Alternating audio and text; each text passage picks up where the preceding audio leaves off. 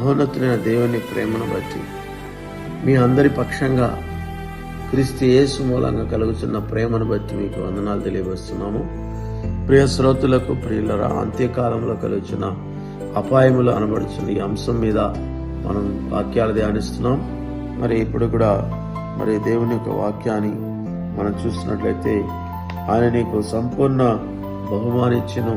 Ruth 2:12 రాయబడింది.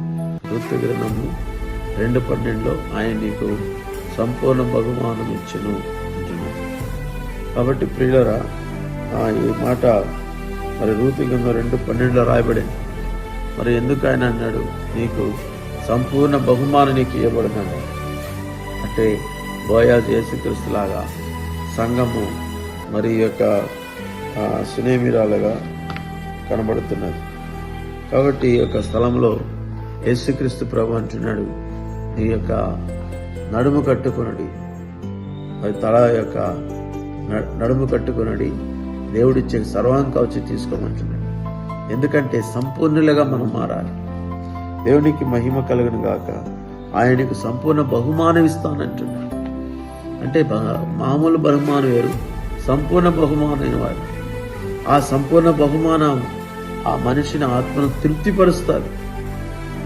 తట్టి లేపి ఆ మహోన్నతుడితో కూర్చోబెట్టుకుంటారు.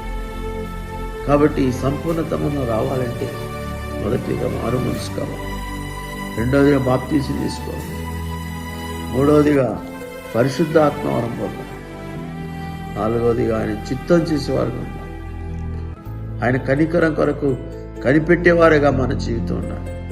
అప్పుడే సంపూర్ణ బహుమానం ఆయన మనకి ఇవ్వబోతున్నాడు. ఇరుకుల్లో, ఇబ్బందుల్లో, కష్టాల్లో, కన్నీళ్ళలో, ఒంటరితనంలో మనుషులందరూ ఉన్నా కానీ ఇటువంటి ఆ దైవికమైన ఆశీర్వాదాలు మనం పొందుకోవడానికి అంత్యదినాలు జాగ్రత్త పడదాం.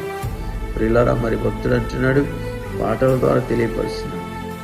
కాబట్టి మన జీవితాన్ని దేవునికి అప్పగించుకొని యేసుక్రీస్తు ప్రభు రాకడ సమీపంది. కాబట్టి మనము దేనికి బానిసలు కాకుండా మన ఆత్మశరీర ప్రాణాన్ని విడిపించుకొని ప్రభు నడిపించమని ప్రభుకి మనము ప్రార్థన చెప్పాలి.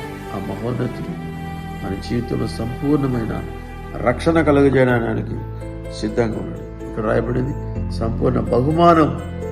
బోయాజు దేవుడు ఆమెకి ఇచ్చిన బహుమానం. ఆ బోయాజు రూతుని చేర్చుకున్న తర్వాత ఆమె యొక్క విలువ పెరిగింది. ఆమె విలువ పెరిగిపోయింది. సర్వలోకానికి యేసుక్రీస్తు స్వభావం బయలుపడింది. యేసు ప్రభు ఆఖరికి చెప్పిన మాట యేసయ్య అంటున్నాడు, నా యొక్క కాడి ఎత్తుకున్నది నేర్చుకున్నప్పుడు మీ ప్రాణాలకి నెమ్మది కలుగుతుంది. నెమ్మది, శాంతి కలగాలంటే ప్రభు దగ్గర నేర్చుకుని దాని ప్రకారం నడిస్తే ఆయన సంపూర్ణమైన బహుమానం మనకు సిద్ధపరుస్తుంది. ప్రార్థన చేసుకుందాం.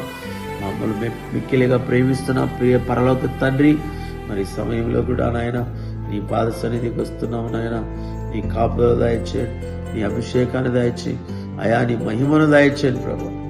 అంధకార చీకటి సైతాన్ క్రియలన్నిటినీ యేసు నామములో తొలగించి సంపూర్ణమైన బహుమానాన్ని బిడ్డలు పొందడానికి సాధించి ఆశీర్వదించు యేసు నామములో తండ్రి. ఆమేన్. God bless you.